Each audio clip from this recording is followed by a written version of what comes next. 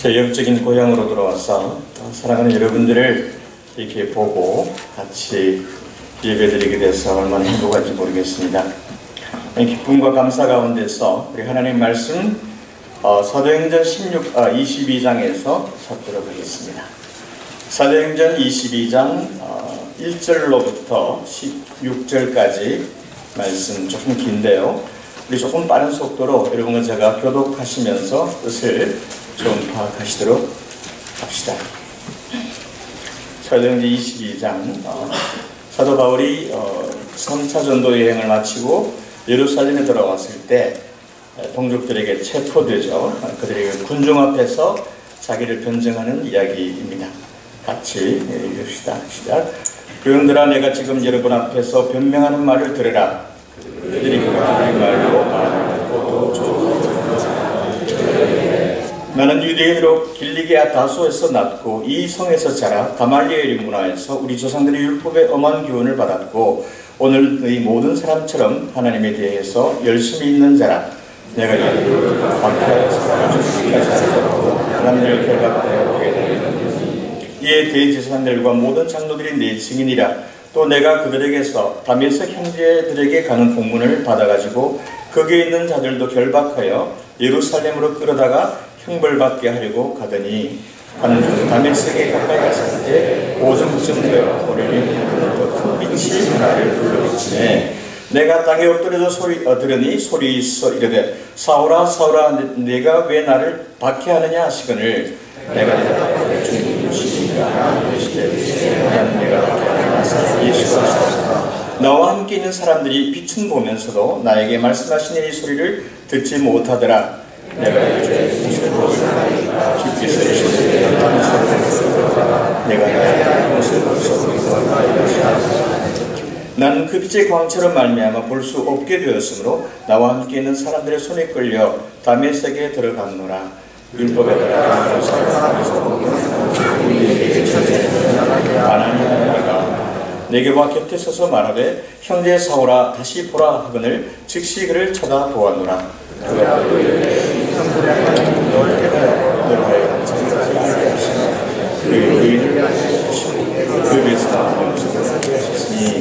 내가 그를 위하여 모든 사람 앞에서 내가 보고 들은 것에 증인이 되리라. 이제는 왜 주저하느냐. 일어나 주의 이름으로 세례를 받고 내 죄를 씻으라 하더라. 아멘. 8절에 보면은 주님 누구시니까 라는 말과 10절에 주님 무엇을 하리이까 이 두 개가 오늘 본문의 키워드라고 할 수 있겠습니다. 인간은 종교적인 본능을 강하게 가지고 있습니다. 그래서 모든 인간은 무엇이든지 꼭 예배를 하려고 합니다. 그래서 이 역사 속에서 많은 종교들이 생겨났죠. 인간이 살아보니까 자신이 감당할 수 없는 많은 상황들이 벌어지고 뭐 죽음의 문제라든지 고난의 문제라든지 자신의 그 명료한 그 한계 때문에 자기 한계를 넘어갈 수 있는 그렇게 해줄 수 있는 어떤 존재 혹은 그런 영역을 추구하는 노력들이 항상 있어 왔습니다.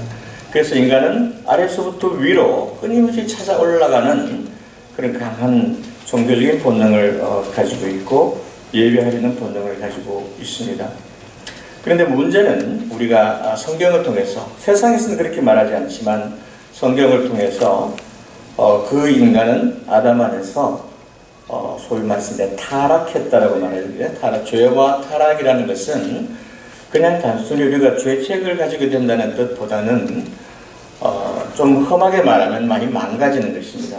우리의 그 생각이나 우리의 감정이나 우리의 의지나 우리의 인식 기능이나 우리의 욕망이나 혹은 선택이나 이런 것들이 전부 다 왜곡돼서 도저히 어떤 그 사물의 진상을 진면목을 있는 그대로 볼 수 없는 그런 왜곡된 상태에 있는 것이 아담 안에서 죄인된 인간의 모습입니다.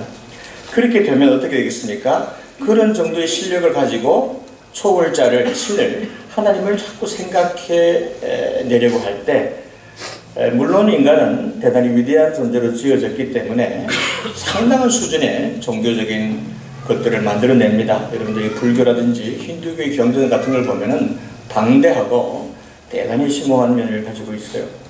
그럼에도 불구하고 인간이 아래에서부터 위로 올라가서 하나님을 찾아낼 수가 없었다는 것이죠. 그렇죠? 왜냐하면 인식 기능이 왜곡되어 있기 때문에. 그래서 기독교 신앙은 아래에서 위로 하나님을 찾아가는 그런 종교가 아니고 기독교는 계시입니다. 우리는 하나님께 관심도 없었고 별로 찾으려고 하지도 않았는데 하나님이 어느 날 우리에게 찾아 내려오셔서 위에서 아래로 내려오셔서 자기를 이렇게 보여주셔서 우리가 하나님을 알게 된 것입니다. 그래서 우리가 성령님께서 내 영혼을 만지셨을 때 과거에는 도저히 믿어지지 않던 하나님이 이제 믿어지게 되고 그런 것을 우리가 거듭난다라고 말합니다. 그래서 거듭난다, 다시 태어난다. 영어로도 born again, 다시 출생한다 이렇게 말하는데 우리들이 여러분의 신앙생활을 생명체로 비유하면 가장 정확합니다. 아기가 출생해서 태어나서 이제 자라고 성장하고 성숙하는 이런 과정으로 이해하면 제일 좋습니다. 아기는 태어날 때부터 이제 그때부터는 영원토록 그 부모님과 엄마 아빠의 자녀의 관계가 절대로 깨지지 않은 관계가 형성이 되지만 그래도 불구하고 그 아빠 엄마를 잘 모릅니다. 그렇죠? 울면 와서 젖을 주는 정도로 알고 있지 그 부모님의 성품이나 기질이나 능력이나 그 부모님이 어떤 계획을 갖고 있고 어떤 소원을 가지고 있고 이런 것에 대해서는 전혀 알지 못합니다. 자, 여기서 이제 우리가 많은 걸 생각해야 돼요. 많은 사람들이 예수님을 믿고 이제 거듭나고 기쁨이 있고 구원받은 확신이 있고 이렇게 되면은 이제 분명히 신앙의 영역에 들어간 건 사실인데 문제는 그 당시로서는 하나님을 거의 모른다는 데 있습니다.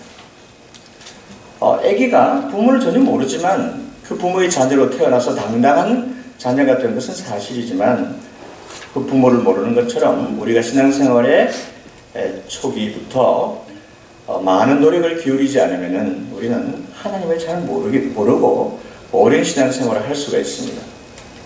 뿐만 아니고 인간은 원래 하나님을 알기 전부터 그것은 하나님이라고 부를 줄도 모르고 하지만 하여튼 그 하나님에 해당되는 그 신이라는 존재에 대해서 많은 오해를 가지고 있습니다. 인간은 종교적인 본능을 갖고 있고 또 신을 막연하게나마 상상하는 존재인데 그 인식 기능이 왜곡되어 있기 때문에 하나님에 대한 굉장히 많은 오해들을 가지고 있었고 그런 상태로 거듭나는 것입니다. 예수를 믿게 되는 것입니다. 그럼 어떻게 될까요?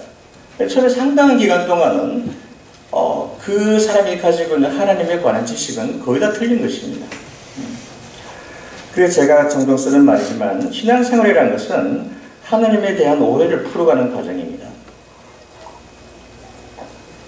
요한복음 17장 3절에 그래서 예수님은 영생은 유일하신 참 하나님과 그의 보내신 자 예수 그리스도를 아는 것이니이다 했어요.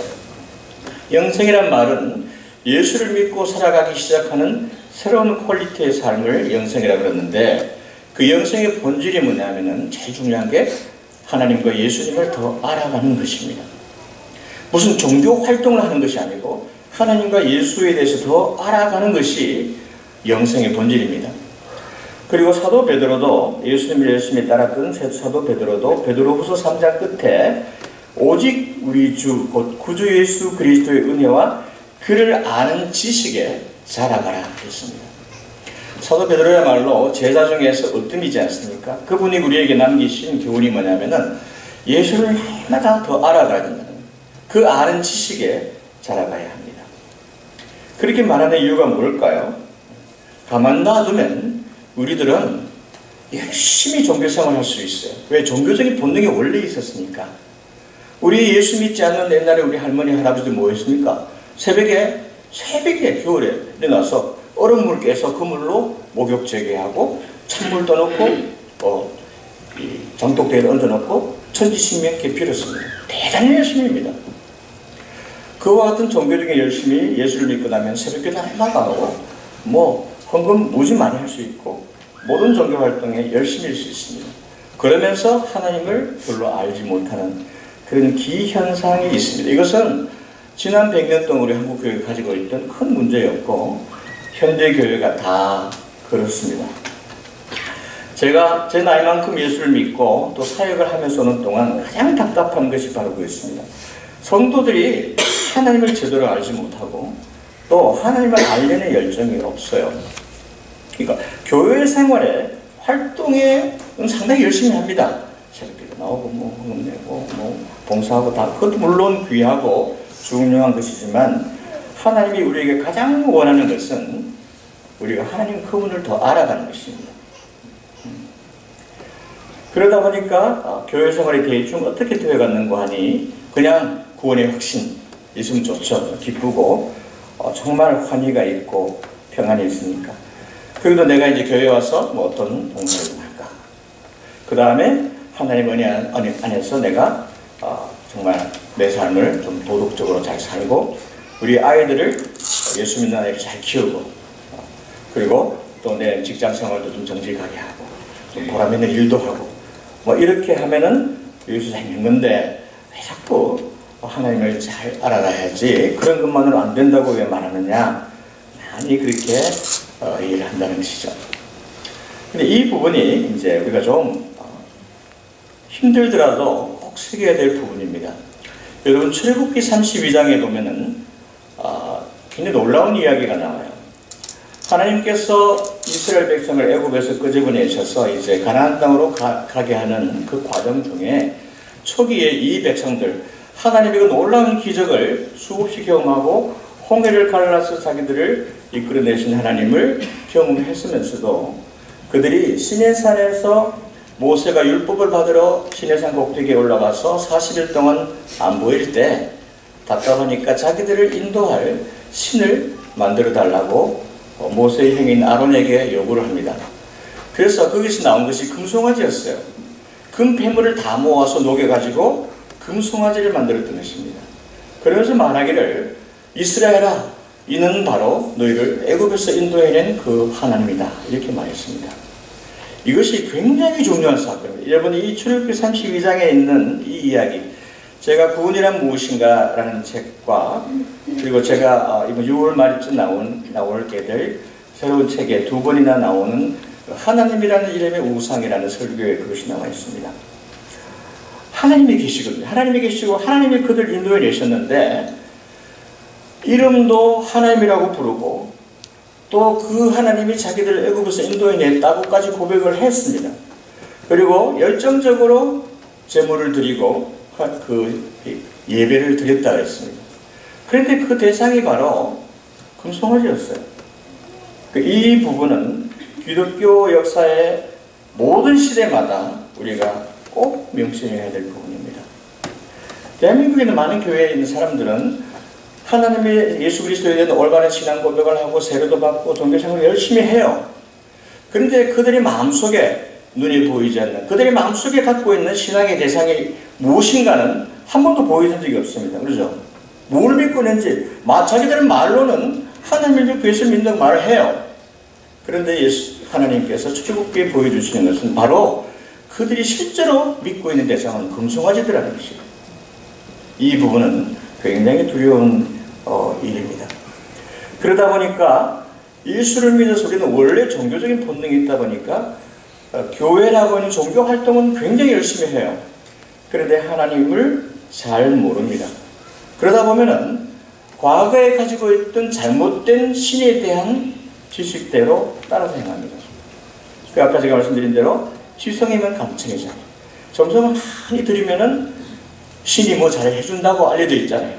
그래서 보통 과거에 우리나라 전설 동화에도 보면은 뭐 매년 뭐 처녀를 한 명씩 제물로 드리고 그러면 신이 노하지 않고 또 풍년이 들게 해주고 이런 식의 그런 식의 그 그릇된 신 개념을 가지고 있게 되면 어떻게 되겠습니까? 예수를 믿으면서도 열심히 하는 게 열심히. 내가 이 정도로 노력을 기울이면 하나님은 감동하실 것이고.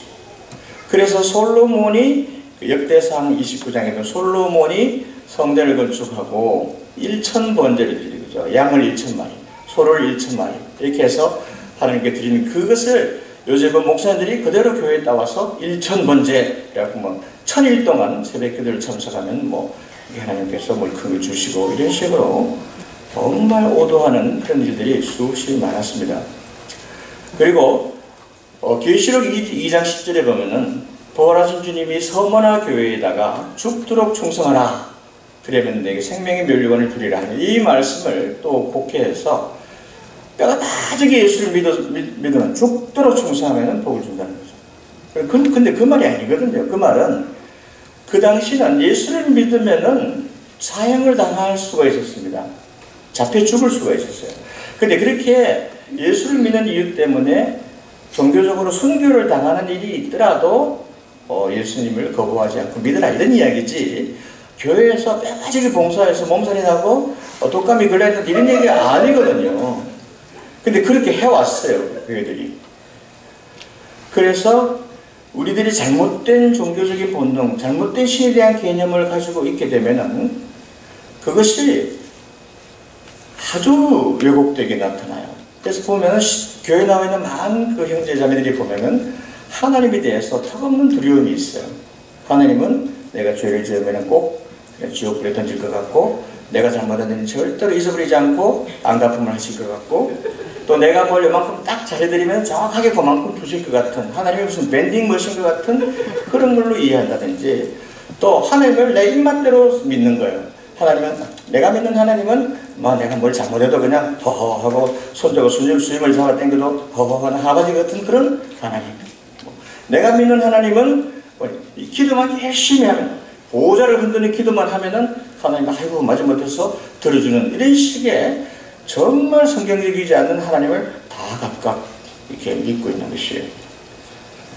이것이 기독교 역사에서 가장 큰 오류이고, 지금 대한민국 교회가 기독교가 새롭게 되어야 된다, 개혁되어야 된다고 많이 이야기하고 있는데, 그게 보면은 무슨 교회 비리라든지 목회자들의 윤리 이런 문제를 많이 다루는데, 물론 그런 것도 개선되어야 되지만 가장 큰 문제는 우리 한국 교인들이 하나님을 제대로 모르는 것입니다. 이것이 가장 큰 문제입니다. 자, 오늘 본문을 보면은 주여 위시니까, 사울이 다메섹 도상에서 예수를 만났을 때 당신 도무지 누굽니까? 이렇게 물은 것이에요. 그 다음에 주님 내가 무엇을 해야 되겠습니까? 이렇게 여쭙니다. 이 두 가지가 항상 순서대로 가야 됩니다. 우리는 하나님을 누굽니까? 당신은 어떤 분입니까? 아는데 90%의 에너지를 쏟아야 됩니다. 그리고 나서 그렇다면 당신이 그런 분이라면 내가 뭘 해야 되겠습니까? 10%의 에너지로 그렇게 하시면 틀림이 없습니다. 하나님을 아는 것은 너무나 중요합니다. 여러분 작년 8월 달쯤 여러분 매일 성경을 하시면은 욥기를 묵상하셨죠. 욥기의 내용이 보면은 욥은 굉장히 늙은 할아버지였을 것입니다. 그 자녀들이 아직 장성했으니까 그 긴 세월 동안 하나님을 열심히 신실하게 믿어온, 늘 하나님을 경외하고 살아온 그런 분이었어요. 그게 뭐 흠잡을 게 있겠습니까? 그죠? 그런데 그가 떠다지는 고난을 받았습니다. 그러면서 이제 욥기의 그 긴 이야기는 욥을 찾아온 여러 명의 친구들과 욥이 다시 말해서 하나님이 도대체 어떤 분이시고 어떻길래 내가 이런 고난을 당하는가에 관한 인간의 지혜가 총동원된 길고 긴 토론이에요. 근데 그 토론들이 뭡니까? 다 틀렸다는 거예요. 하나님은 다 틀렸다고 말하는 것입니다. 즉 다시 말해서 욥은 그토록 긴 세월 동안 하나님을 알아왔지만은 그가 고난 속에 빠졌을 때 자기가 그때까지 갈고 닦아온 하나님에 관한 지식으로는 도저히 알 수 없는 분을 만난 거예요.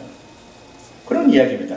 욥기는 고난에 관한 성경의 교훈 그런 거 아닙니다. 그것은 바로 부차적인 주제고 욥기의 제1주제는 하나님을 아는 것입니다. 도대체 하나님을 아는 것이 얼마나 중요한 일이길래 그 신실한 하나님의 사람은 욥에게 그토록 끔찍한 고통을 주셔서라도 하나님이 더 자기를 알리실 것이 있다는 거예요. 그래서 욥기의 40장 끝에 뭐가 나옵니까? 내가 지금까지 하나님께 대해서 귀로만 들었는데 이제는 눈으로 보는 것 같다. 이렇게 고백을 하는 것입니다. 욥이 하나님에 관한 지식이 엄청 업그레이드 됐다는 것이 욥기의 이야기고, 그것을 뒤집어서 이야기하면은 세상의 그 어떤 것보다도 하나님을 아는 것을 능가할 수 없습니다. 만일 여러분이 이 땅 위에서 그냥 내가 믿음 생활 잘하고 건강하게 먹을 거 잘 챙겨주시고 우리 자녀들 잘 되고, 이것이 신앙생활의 가장 중요한 요소라면 하나님은 모든 신자들에게 그렇게 해주셨을 것입니다. 여러분들이 실제로 경험하시다시피 그렇지 않잖아요. 여러분 생애에서는 드물게 굉장히 순탄한 사람도 있어요. 하는 일마다 잘 되고 아무런 어려움 없는 분이 있습니다. 그러나 대부분의 크리스찬들은 그렇지 않습니다. 남들이 봤을 때는 아무것도 아닌 것 같아도 자기만큼은 견딜 수 없는 고통과 고난과 시련을 통과하는데, 그 이유는 하나님을 알게 하신 것입니다. 그것이 아니고 우리가 이 땅에서 순탄하게 사는 것이 하나님의 예수 믿는 것의 목표라면 하나님은 당연히 그렇게 해줄 수 있는 능력이 있으시고 그만큼 우리를 사랑하십니다. 그러나 더 중요한 것은 우리가 아무리 큰 시련과 아픔이 있다 하더라도 하나님 그분을 더 아는 것이, 이건 너무나 중요한 것이기 때문에 자기 사랑하는 자녀들에게 그런 대가를 지불하면서까지도 그 상황으로 이끄시는 것입니다. C.S. 루이스가 그런 말을 했어요. 기독교 신앙의 가장 큰 독소는 비상성이다, 이렇게 말했습니다. 기독교 신앙에 있어서 사람들이 열심을 안 된다든지 이런 것이 아니고, 기독교 신앙이 독이 되는 것은 하나님을 아는 지식이 별로 없는 비상적인 것입니다. 특히 1970년대 한국에는 캠퍼스 선교단체를 통해서 구원의 확신이라는 이런 이야기들이 들어왔습니다.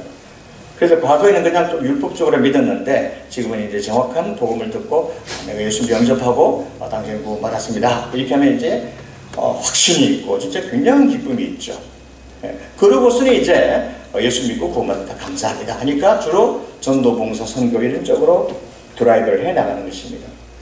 실제로 또 그렇게 할 때 상당한 그 종교적인 만족감이 오기 때문에 교회가 이렇게 부흥하는 것 같고 교회 분위기가 역동적이 돼서 교회가 잘 되는 것 같은 느낌을 주는 것입니다.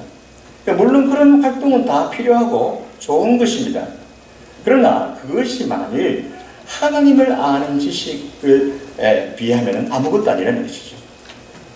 실제로 많은 성도들에게 하나님을 더 알아야 한다고 계속 말씀을, 계시를 풀어서 가르치고 하면은 상당히 지겨워합니다. 왜냐하면은 그 이유가 그것입니다. 인간은 원래가 하나님을 좋아하지 않습니다. 여러분들이 지금 예수 믿고 여기 앉아있지만 사실 여러분 마음 깊은 곳에는 아직도 많은 하나님께 대한 반항심이 남아있고 조금만 틀이 잡히면 하나님께 대들 수 있는 그런 못된 버릇들이 우리 속에 있습니다. 우리는 하나님을 좋아하지 않습니다. 그렇기 때문에 이 성경에 엄청나게 기록되어진 수많은 하나님이 내가 세상을 왜 창조했고 왜 이들이 일어났으며 언제부터 내 이런 일들을 이렇게 만들고 있고 그 모든 것의 결말은 이거라고 하는 방대한 우주적인 마스터 플랜에 관한 이야기들이 잔뜩 쓰여졌을 때 우리들은 하나님 안 좋아하기 때문에 관심이 없는 거예요. 그 대신 뭡니까? 내 삶의 편리.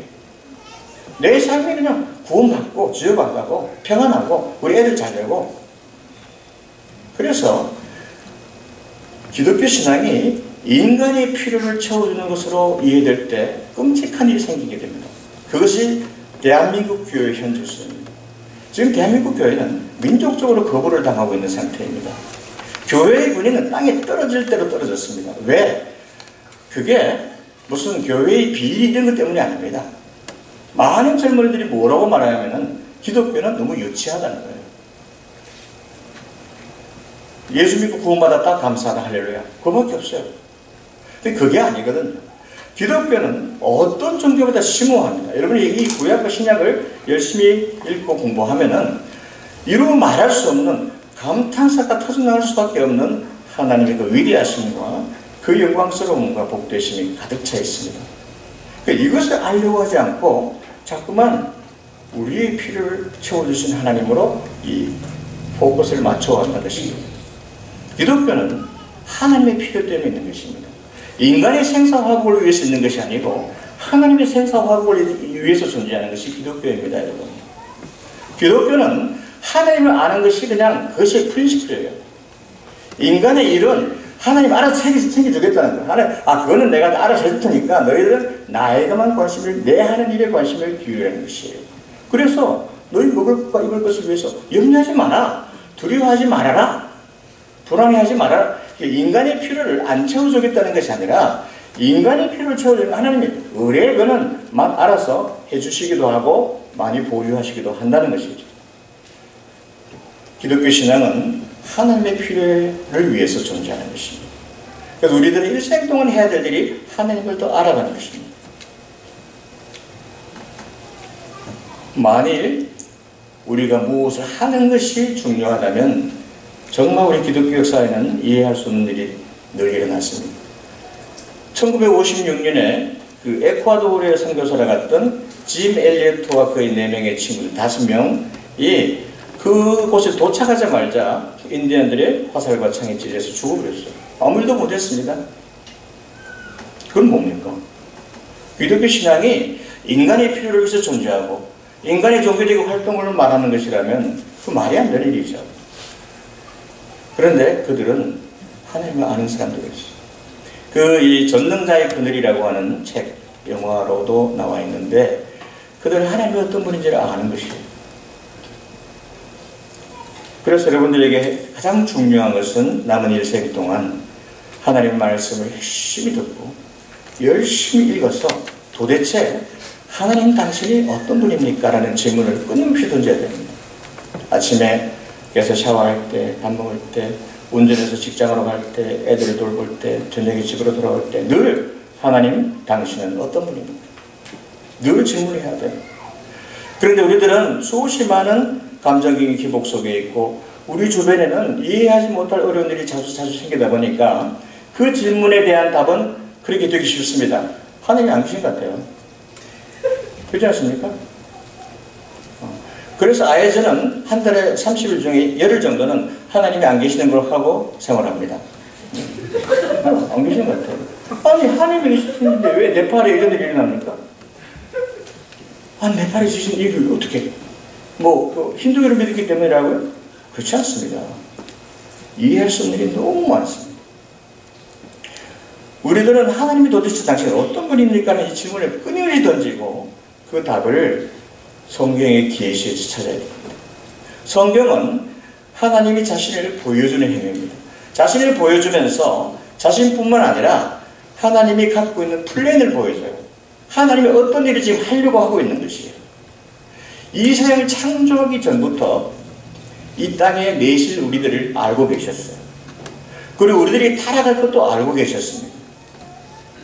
그리고 하나님이 만드신 선한 창조가 창조되자마자 악한 영의 거센 반대와 방해에 부딪혀서 많은 부분이 손상될 것도 알고 계셨습니다. 그럼에도 불구하고 세상을 창조하시고 그 마음속에 품으신 우리들이 각각 매 시대마다 이런 것들은 20세기 말에 대한민국이라는 곳에 태어나게 하셨습니다.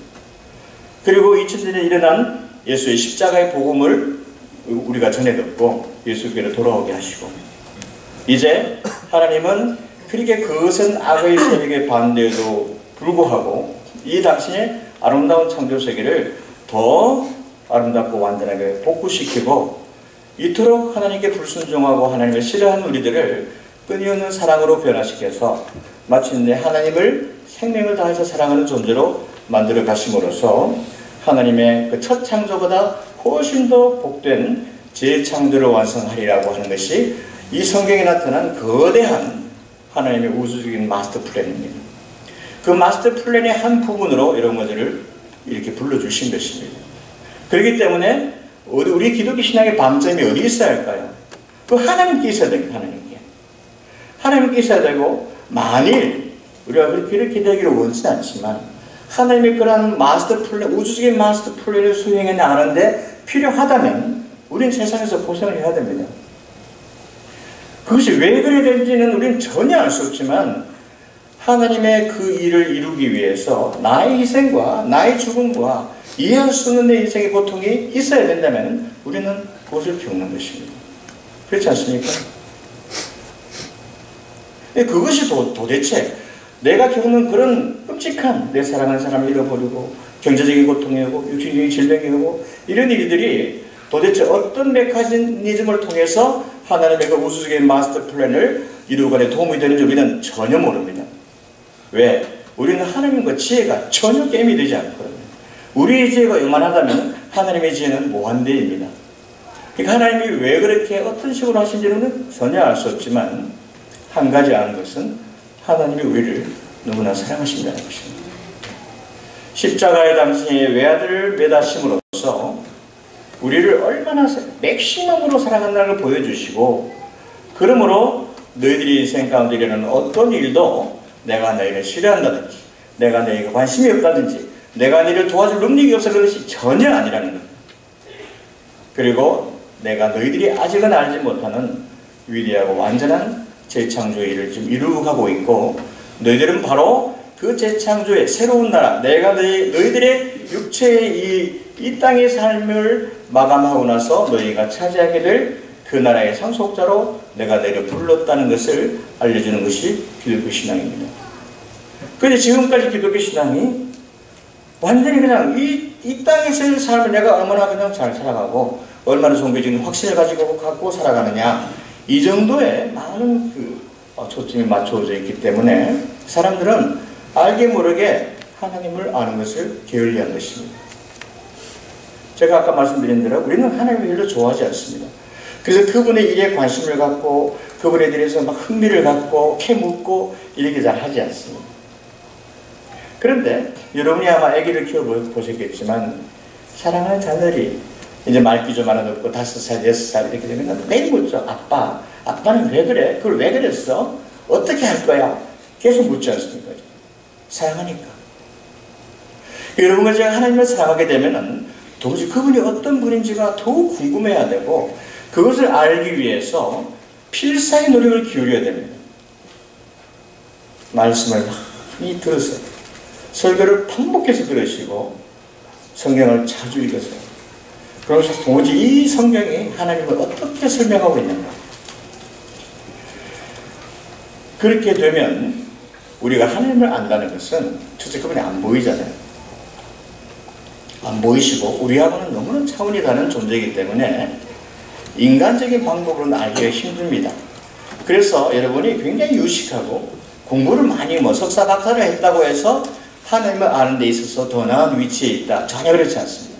전혀 그렇지 않습니다. 통상적으로 보면 그 반대입니다. 왜냐하면 석박사 이렇게 하는 분들은 좀 건방져서 하나님을 별로 알려고 하지 않습니다. 쓸데없이 똑똑해서 하나님에 관한 이야기를 그 정도, 아이고 위치하다 이렇게 생각하는 것이죠.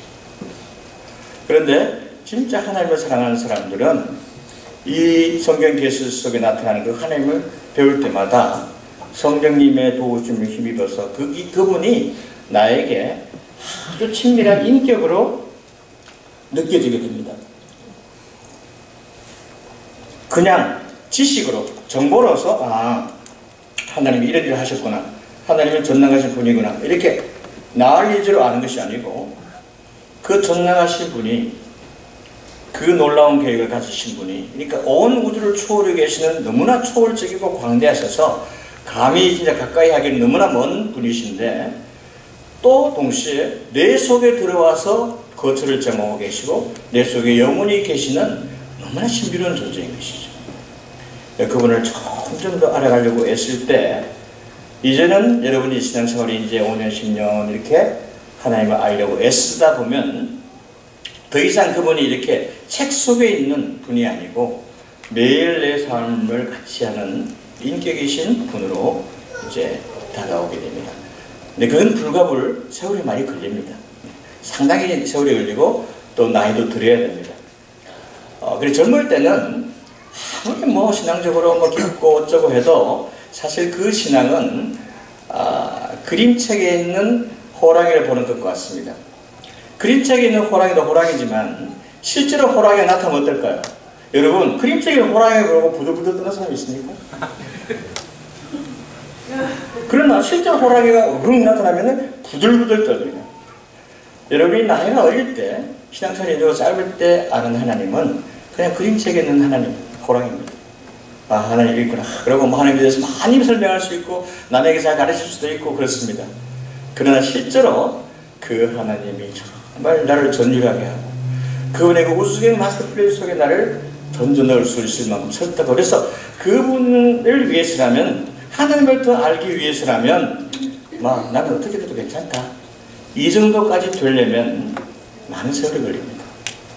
그렇게 되면 그 호랑이는 그림책 속에서 나와서 나와 함께 다니면서 나를 전율케 하고 나에게 경외의 마음을 불러일으키는 그런 하나님으로 우리가 느끼게 됩니다. 그러므로 여러분이 결코 나는 다 안다라고 생각하지 마십시오. 나는 웬만큼 알만큼 안다, 그렇게 말하면 안 됩니다.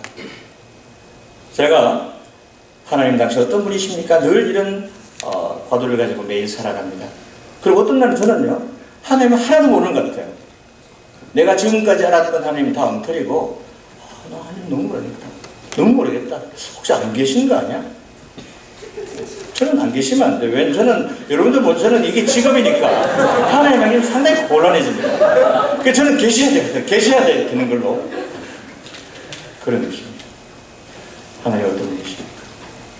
하나님은 우리 인간이 호락호락 하나님께 관심을 가지고 하나님을 좋아하지 않는 존재인 걸 아시기 때문에 하나님은 우리로 하여금 처절한 아픔이나 인생의 깊은 그 필요, 결핍, 시련 속으로 들어갈 때 그것을 놔두십니다.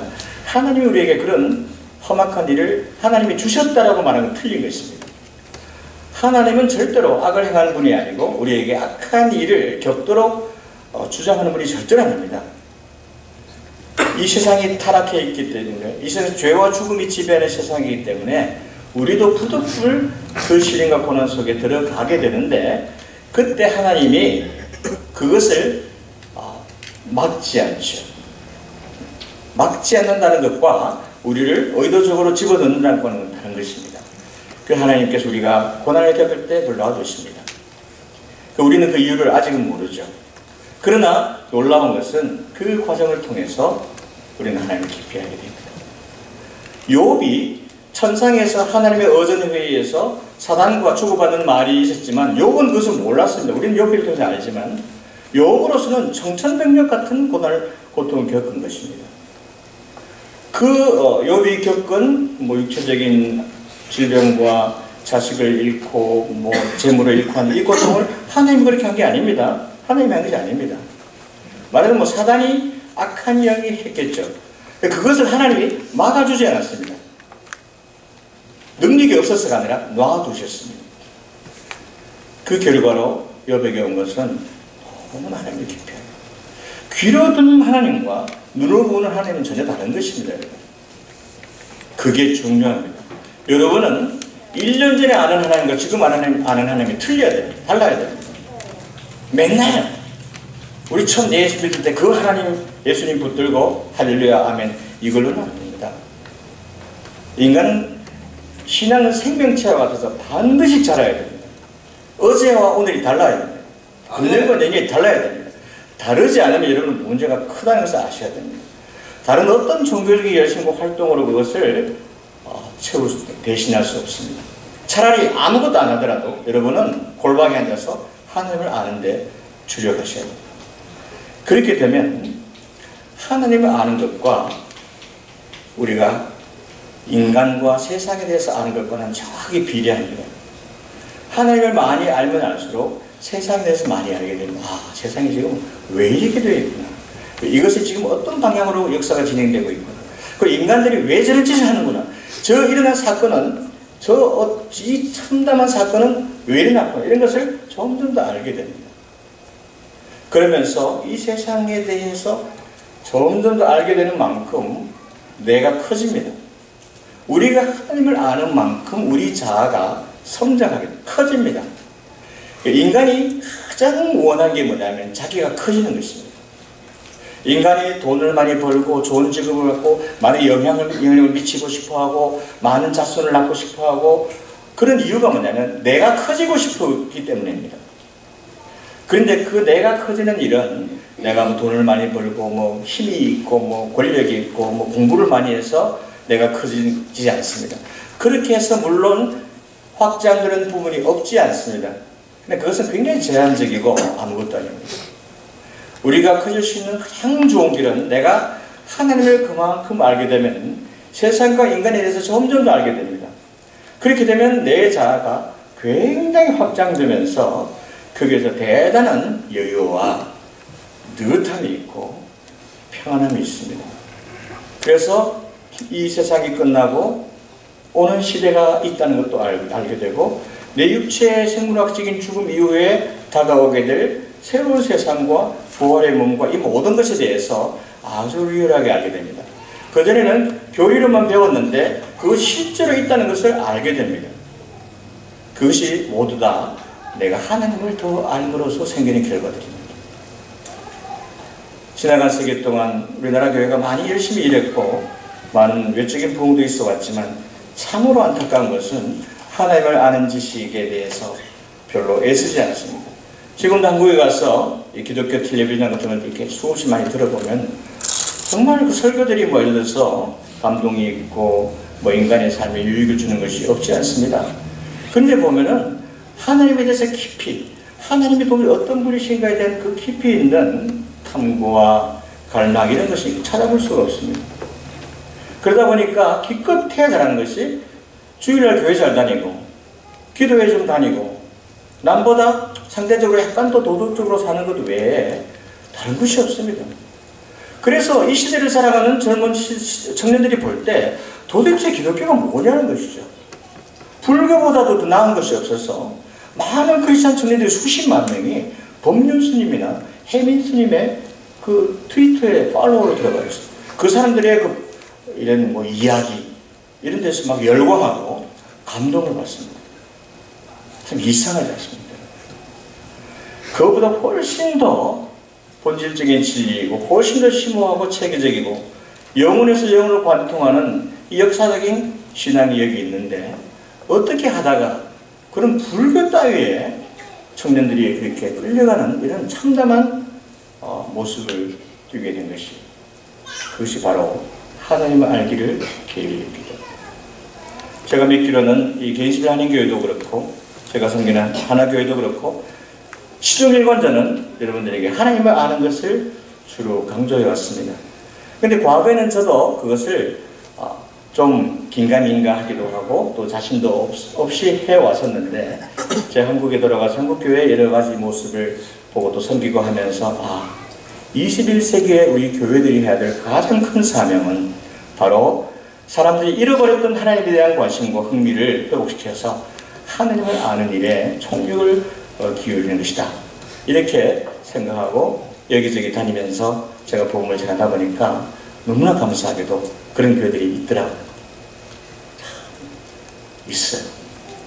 놀라울 정도로 거의 모든 그 교인들이 하나님 아는 걸 영원히 열망하고 새롭게 집회를 통해서 깨닫게 된 하나님에 대해서도 얼마나 감격해하고 좋아하는지 이런 말할 수가 없어요. 평소를 봤습니다. 그러면서 아직 우리가 소망이 있다는 것을 알고 있습니다.